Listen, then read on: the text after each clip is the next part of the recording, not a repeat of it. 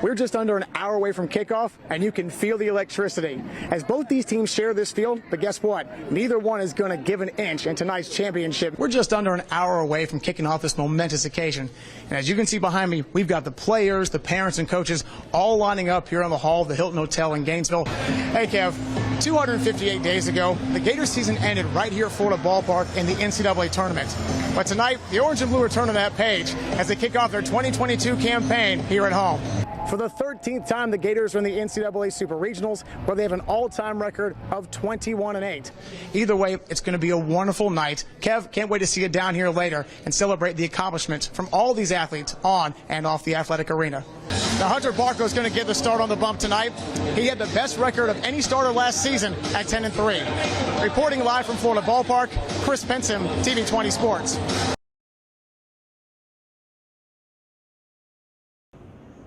They say you're never too old to start something new. But once you're over 30, becoming a professional boxer sounds more like a pipe dream than a reality. But don't tell that to Julius Daniel. He's used to punching his way out of the corner. I've always been a fighter, just not in the ring. Dealt with being homeless, dealt with mental depression. After the military, got out 10 years ago. Struggled just keeping a job. I came into boxing 10 months ago. It just gave me a reason to keep getting up in the morning. After hitting rock bottom in 2019, the 34-year-old veteran reached his breaking point. Went through issues with family, ended up separating from my wife and kids for 2 years. That led me to suicidal tendencies and walking the streets in Silver Springs with no home, no ID, no car. And one day I was just ready to take my life. But instead of laying face down on the canvas of life, Daniel decided to get back up and take another swing. That day, I realized that I needed to find something to fight for. What I'm fighting for is not just myself, but other people that are dealing with mental struggles, depression, anxiety, and just don't know how to cope with life or hack life. Now, 10 months into his training, the Ocala fighter is just 1 day away from his first amateur bout as a light heavyweight. And his coach believes he is more than ready. He will push himself until he has nothing left, and then he'll go another few rounds. He's dedicated, he's determined, and when I think he's done, he's not done. He continues. The rigorous exercises Daniel goes through sound like something out of Rocky, but like the fictional boxer, it's only making him stronger. I've had to tell him not to train before, and he's like, are you kidding me? After work, he went out and did his circuit at his house with sledgehammers and tires and chains. Dude, stop. While all the blood, sweat, and tears over the last 10 months have led up to this moment, for Daniel, it's nothing compared to the hardships he's overcome. People are really hacking life out there, walking these streets right where we're at. They don't have food, they don't have clothes. That's hard. This is going to be easy. Daniel will take on Daniel Placid Saturday night in Clearwater. Reporting in Ocala, Chris Pinson, TV 20 Sports.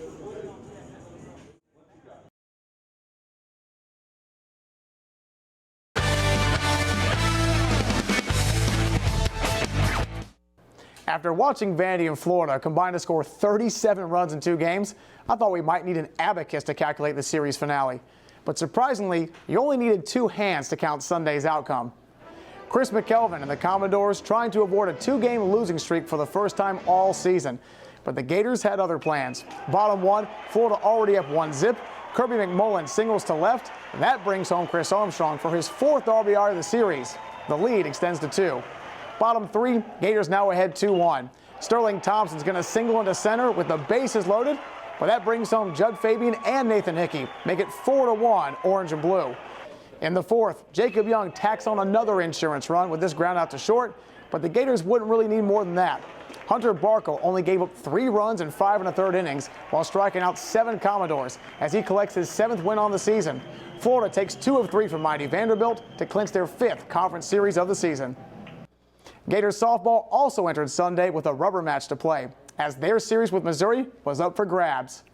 The Tigers felt pretty confident after run-ruling Florida in Game 2. Hattie Moore carried that momentum into the 1st inning. She smoked this pitch to the wall and left, allowing Brooke Wilms to waltz on home from 3rd. The RBI double put the Tigers up 1-zip. Bottom 3, same score. Jenna Laird didn't make a peep all series until this swing, but she says, "Don't take my silence for weakness." The solo homer increases the lead to 2-0. Now top 7. Gators still trail 2-0, and for the second straight day, Hannah Adams breaks out the long-range missile. Her 8th homer of the season is a 3-run blast to put the girls from Gainesville in front 3-2. Bottom of the frame, Tigers 2 on, 2 out, but that's as far as they'd advance. Katie Chronister induces the ground out as Florida pulls off its second come-from-behind win of the weekend to clinch their 7th consecutive conference series. With the NFL draft in the rearview mirror, it's time to look ahead to the upcoming season and predict which Gators will make the biggest impact. Of the 8 players drafted, I think a lot of people would say the obvious choice is Kyle Pitts. Atlanta took the stud tight end with the 4th overall pick for a reason. They know his size, skills, and intangibles will give defensive coordinators nightmares all season. Even though he joins a receiving core that features Calvin Ridley, Julio Jones, and veteran tight end Hayden Hurst, I expect Pitts to quickly become a focal point of the offense. Second in line is the human joystick, Kadarius Toney.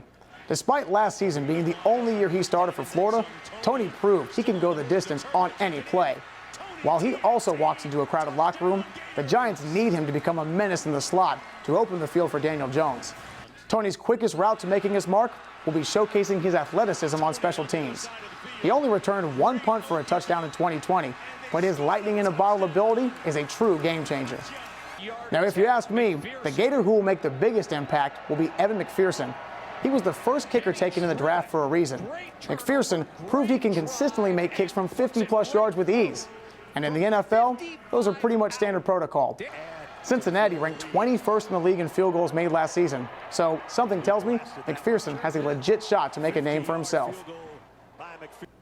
This week's Pinson's Perspective is a friendly reminder that no matter where life takes you or how much money you acquire, never forget where you came from and always give back. Because that's exactly what Najee Harris did this week.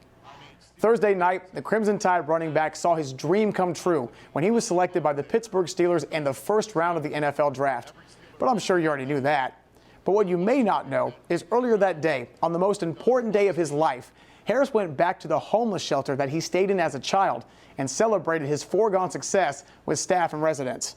You see, the Greater Richmond Interfaith Program allowed Harris and his family a safe harbor while his parents were down on their luck many years ago, something the newest Steeler never forgot. He toured the facility, bought the shelter food, and thanked them for all their help.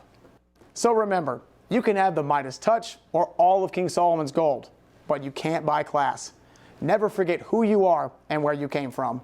Chris Pinson, TV 20 Sports.